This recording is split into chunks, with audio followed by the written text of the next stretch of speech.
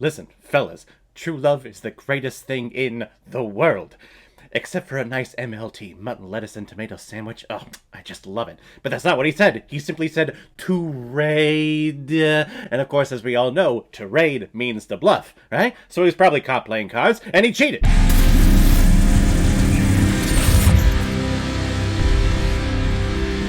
The Raid, or as it's known here in the States, The Raid Redemption, released in 2011, and is directed by Gareth Evans, who has also directed such films like The Raid 2, Apostle, and Havoc. And this film is starring Iko Uwais, Joe Taslim, Dani Alamasia, Yaya Ruyan, Pia Gruno, Ray Sahepati, and Tegar Sathya, which I'm certain that every single one of those pronunciations was absolutely incorrect, but we try here on this channel at Caleb Watches Movies. I try to do my best to show respect to those involved in performing in this film, because there is a lot of effort put into this movie with all the fighting and all the choreography. It looked like they were just beating themselves up because it looks so freaking badass on screen. So I'm trying to show them respect. So go easy on me in the comments, okay? And the reason why we're talking about The Raid Redemption today is because it was a PayPal recommendation and donation from one of my contributors and supporters of this channel, Dr. Camp. You strike again with another awesome recommendation. Usually you give me a lot of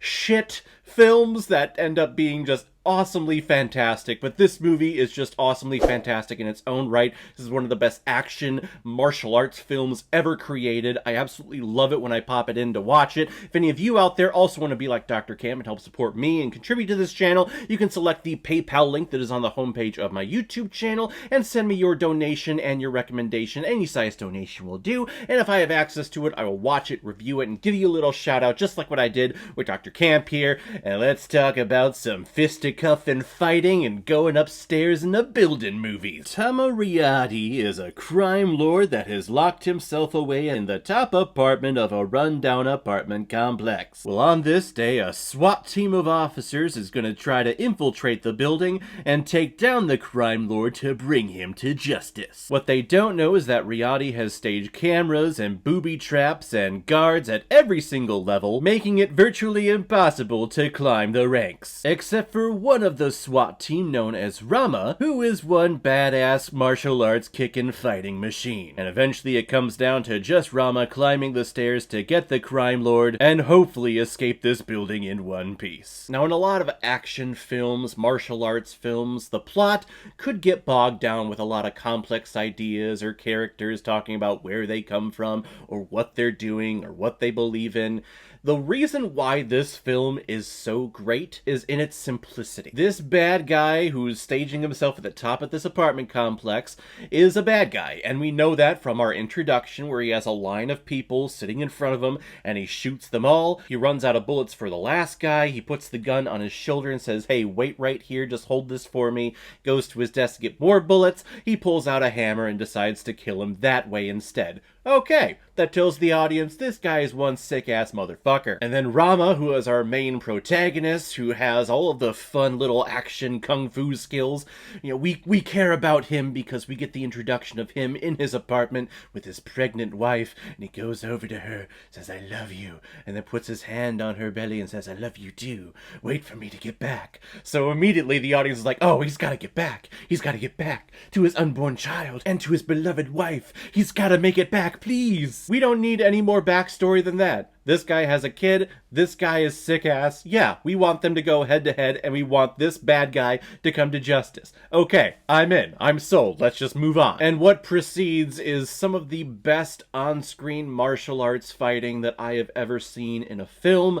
And the reason why it's so great, other than the kick-ass moves and the kick-ass death scenes that we get a lot throughout the hallways, is that we see Rama, we see our main protagonist, tiring. We see him mess up. We see him get punched. We see him get thrown to the ground. He's not the best fighter. Sometimes he just gets lucky in a fight. And I love those aspects. If we were going back to the 70s or the 80s when the action movie star was really in boom with Arnold Schwarzenegger and Sylvester Stallone, they would have been doing all these cool action scenes and they wouldn't be breaking a sweat because they're big muscled up men and they're totally cool and badass and they stand out in society. Here, all of our action stars are trying. You can feel the breath. You can feel the breathing from them because they're tiring and they're trying to just suck in enough energy to continue on fighting the rest of the goons in the group. And it's not just Rama in this team who is the only one who knows martial arts or is the only one who is able to basically figure out how to work his way through the building. No, we have other team members too. It just sucks for the lot of them because they were ambushed and you have just people standing up in the stairwell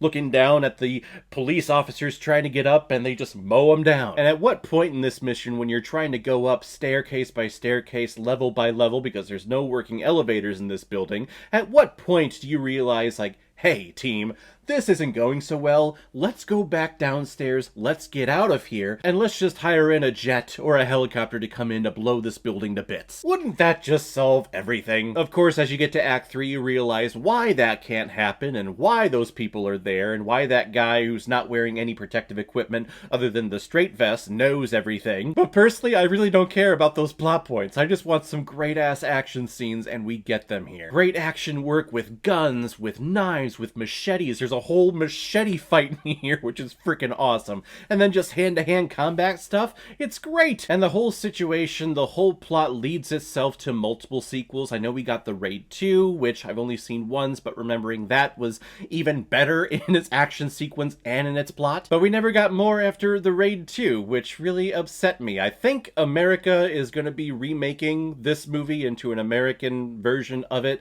That's coming out to Netflix, I think. Michael Bay is producing it. And I don't know why they need to do that, because America's already remade this film in the American sense, and that is a movie called Dread 3D. The crime lord there has staged herself all the way at the top of the building, and all the inhabitants of her building, she grants, like, free stay, or free drugs, or just free something, if all of you would just go out and take care of the police officers who are in my building and exterminate them. It's the same thing here, and actually it's very smart, as a crime lord, to kind of stage yourself at the top and just have a bunch of lowlifes living in your building who are just desperate for a buck or desperate for a bed and a free stay. Like, yeah, you want it free? Okay, get your gun, get out into the hallway, and shoot these guys as soon as they come onto your level. And the majority of them do it, so, you know, the power of money. This crime lord, this guy, has his shit together. The Raid Redemption is a kick-ass, fun-ass action film that has you on the edge of your seat. That there were times where I was holding my breath, just with all the shit that is going on and all of the situations that Rama finds himself in. And it's just a simple movie, and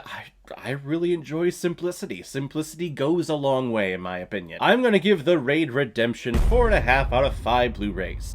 It's good. It's good. So guys, if you've seen The Raid Redemption, what did you think about it? Or if you've never seen it before and you stumbled across it because of this video, then comment below, let me know what you thought about it. And as always, if you like what you see here, if you like my take on movies, then hit the subscribe button and make sure you hit that bell so you'll know the next time I'm releasing my next movie review. So guys, I will see you next time on the channel, but in the meantime, be well, be good to each other, and go watch a movie. Take care, guys.